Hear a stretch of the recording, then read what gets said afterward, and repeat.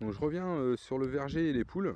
Donc tout à l'heure elles étaient toutes dedans. Donc en fait c'est pour le carpocaps aussi, parce que j'ai parlé de la tavelure, mais en même temps le carpo et les tordeuses, les oplocampes, je pense qu'elles vont m'en enlever pas mal.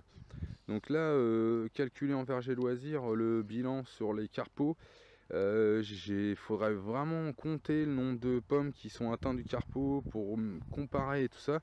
Mais moi je pense que ça sera plus un ressenti, on avait quand même pas mal de pression carpo. Donc le carpocap c'est le vert de la pomme.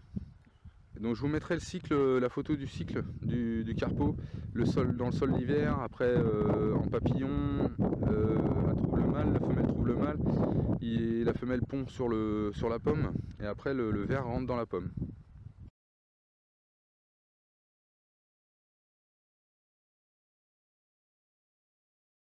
Donc il peut y avoir jusqu'à 2 ou 3 cycles par saison, donc printemps-été, hein. Donc en fait on se rend pas compte, c'est énorme. Donc en verger pro, il y a plusieurs solutions. Donc il y a la bandelette carton là qu'on voit souvent et tout. En verger professionnel, au-dessus de 5-6 hectares, vous les voyez plus du tout avec ça, hein. Et ils ont plus le temps, hein. Mettre un carton sur chaque pommier, il y a trop de main d'œuvre en fait. Et en même temps, ça va pas vous résoudre le problème de tous les ans, il faudra le faire. Après vous avez la confusion sexuelle. Donc la confusion sexuelle, nous sur les retours, ça marche pas sur les petits vergers. Sur les petits terrains de 1000 m², on va dire 2-3 000 m², un demi-hectare, on va mettre de la confusion, en fait on va les attirer plutôt qu'autre chose. Donc c'est vrai que c'est pas facile. Le piégeage est pas mal, mais ça va vous coûter une fortune.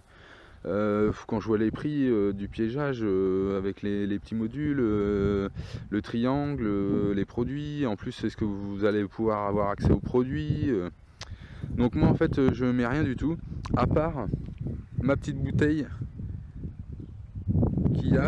que j'ai la petite solution pour les frelons asiatiques. Donc framboise, sirop de framboise avec de la bière et du vin blanc. Et en fait ça attire les papillons, et dont les carpocaps. Donc en fait moi j'ai mis les poules dans le verger aussi pour les carpos.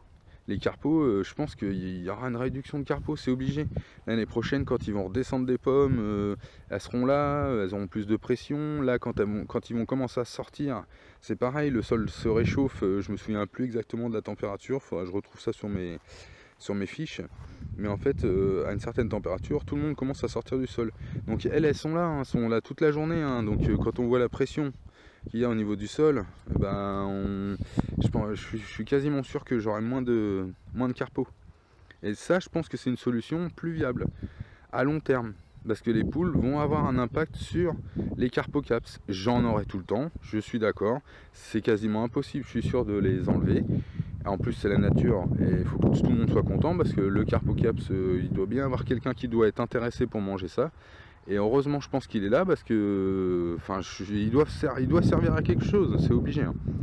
Donc en même temps, moi si j'ai un pourcentage de pommes qui sont bonnes et qu'il y a 2-3 carpos dans le verger et tout qui m'ont pris une pomme, ça va pas me déranger, hein. C'est exactement pareil que les oiseaux.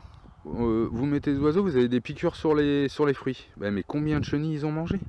Ils vont avoir une piqûre, et encore, s'ils piquent le fruit, qu'est-ce qu'ils cherchent? De l'eau en fait. Donc s'il y a une petite gamelle d'eau pas loin, des fois ils vont pas vous piquer le fruit. Comme le merle sur la tomate. Le merle il aime pas la tomate, en fait il aime l'eau qui est dans la tomate. Donc il a rien à boire, ça fait 2 mois qu'il a pas plu l'été. Et ben en fait qu'est-ce qu'il fait? Ben, il va aller piquer un petit bout de tomate pour se rafraîchir. Et en fait tout ça c'est lié. Et je pense que le carpo, j'arriverai à diminuer le carpo en ayant une pression avec mes poules. Et en même temps, avec mon petit bidon pour frelons asiatiques. Donc tout ça réuni, et ben, je pense qu'il y aura un impact. On verra à la récolte. Merci à tous.